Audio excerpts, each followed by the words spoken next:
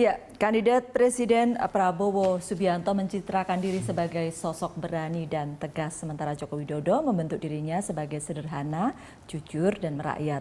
Mengapa kemudian sosok Jokowi yang lebih kuat diterima oleh publik? Untuk membahasnya, sudah hadir bersama kita sekarang Hamdi Muluk, pakar psikologi politik Universitas Indonesia, serta Hermawan Kartajaya, pakar marketing dari Marketplace. Bapak-bapak, selamat datang. Kita sudah sampai di bagian ketika kita berdebat soal survei. Quick count. Kita berdebat soal quick count tadi. Tetapi kalau kita bicara sekarang, kita tidak akan bicara lagi soal quick count tadi yang kemudian ada dua yang punya biang penelitian. Kita bicara soal branding. Komite etik dari Asosiasi Persepi. Persepi ya. Iya. Yang tadi sudah menyatakan akan mengaudit begitu ya. Iya. Harus dong. Publik harus mendapatkan klarifikasi yang jelas ya. Yang mana yang melakukan yang benar, yang mana yang tidak, gitu. Kalau ada dua hasil yang berbeda, tentunya ada satu yang benar, satu yang tidak benar. Ya, karena quick count tidak harus bisa tahu begitu. Beda. Kembali kepada soal semula. Ya. Kembali ke soal semula tentang personal branding. Ya, tampaknya akhirnya yang merakyat lebih diterima, begitukah, Prof. Hamdi? Ya, kalau kita percaya tadi.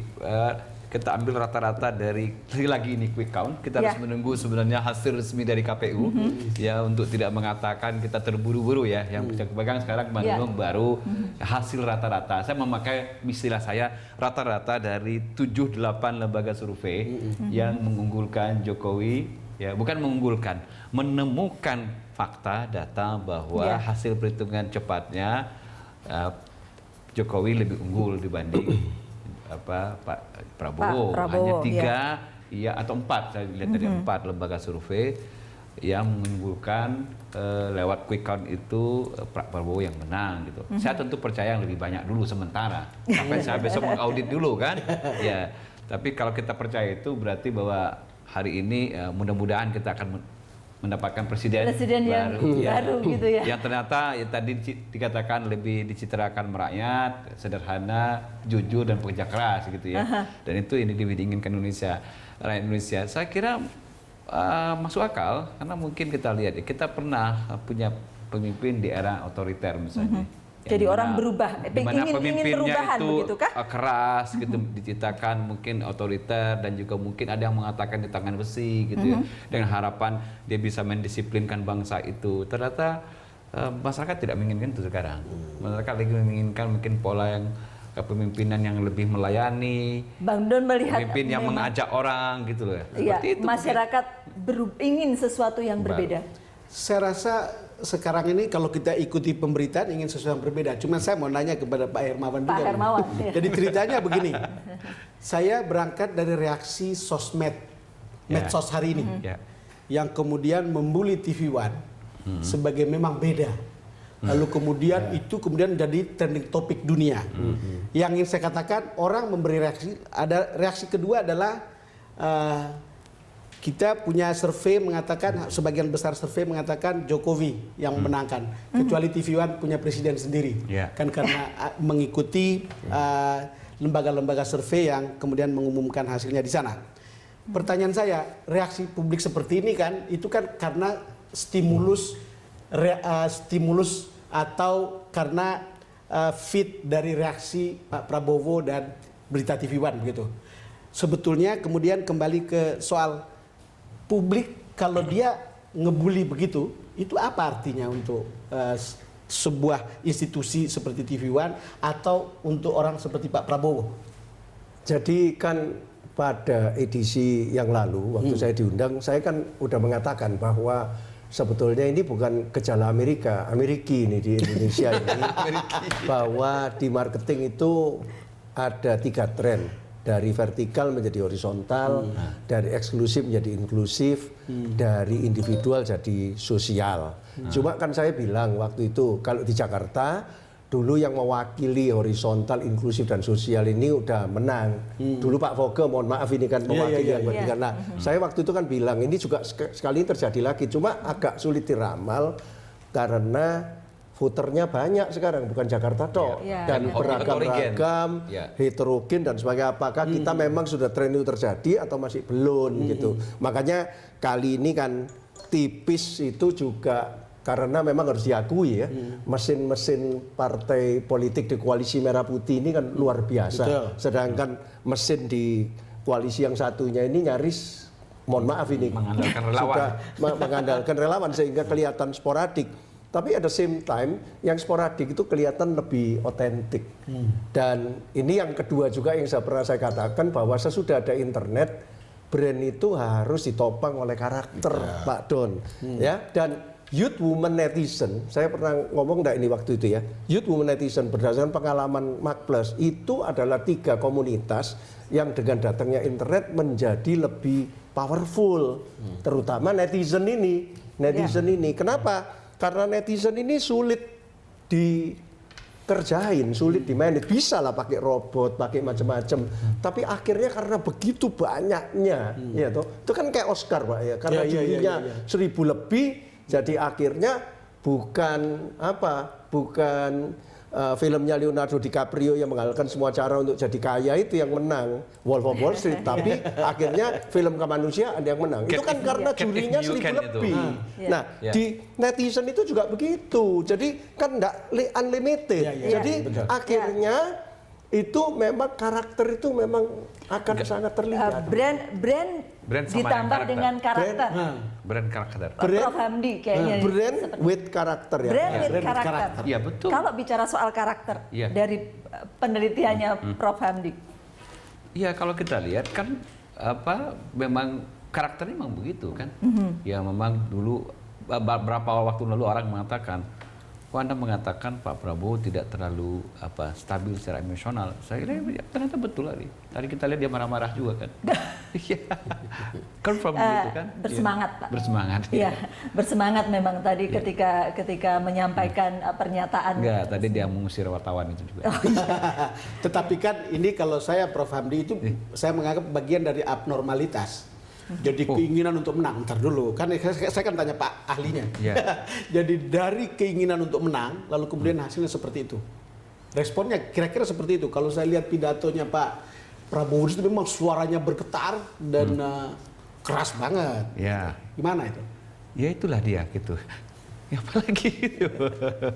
Itu mungkin ada hubungannya dengan David McClellan, need for power, need for achievement, need for affiliation. Iya, kita lihat memang kan beliau itu need for power-nya lebih menonjol kuat gitu. Nah, ketika itu tidak dapat gitu, frustration-nya kan juga lebih ya, frustration itu kan membangkitkan emosi gitu. Tapi sekarang yang penting kan di koalisi Merah Putih ini kan ya harusnya ada orang-orang sekarang yang orang-orang bisa, yang betul bisa meredakan bahwa memberikan pengertian bahwa bagaimanapun hasilnya harus diterima begitu ya.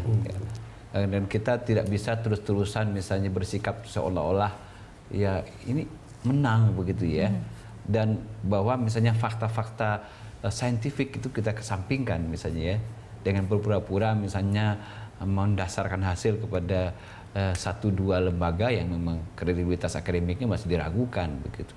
Itu ya, jadi artinya harus dihadapi realitas ini gitu. Iya. Dan memang sesudah ada internet ini marketing itu memang jadi kayak begitu. Dan Pak. saya yakin ya sebenarnya ada sisi lain dari Pak Prabowo yang bagus. Saya ingat di bagian-bagian akhir ketika menjelang pilpres, hashtag akhirnya pilih Jokowi itu sempat jadi trending topik dunia, dan itu anak-anak muda yang Betul. kemudian banyak Itu juga relawan aktivis juga yang itu relawan relawan juga. yang ini. Jadi saya jadi mengkonfirm Itu yang kalau di istilah saya anxiety and desire sebetulnya.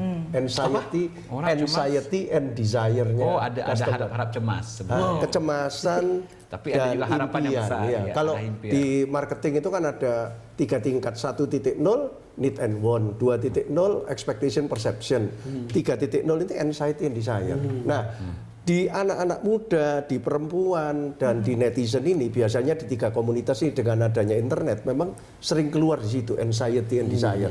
Akhirnya memilih Jokowi itu tidak dibuat-buat, memang dari suara hatinya gitu. atau mungkin itu gara-gara memang surveinya sudah sangat mepet terus-menerus dan ini akhirnya kemudian muncul Bisa saja seperti karena pada waktu itu kan memang Iya, iya. terkejar dan memang harus diakui timing konser 2 jari ditambah debat terakhir ditambah kemudian itu menaikkan lagi itu memang memulihkan lagi. memang harus Sebab diakui. memang menjadi menarik kali ini Prof Hamdi.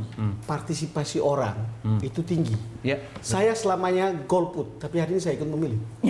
Iya, karena ada harapan. Ya.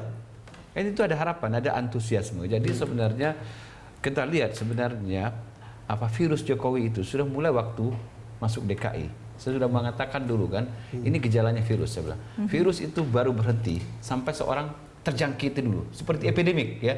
Dia tidak akan berhenti itu menjangkiti. Memang kemarin itu epidemik di Jokowi itu ada titik berhentinya. Nah, di situ masuk kemarin kerja mesin dari Pak Prabowo. Memang hebat loh. Tuh, mesin masuk parpol di mesin koalisi lawan, merah ya. putih itu harus Tapi diakui luar mesin biasa. juga ada batasnya dia bekerja.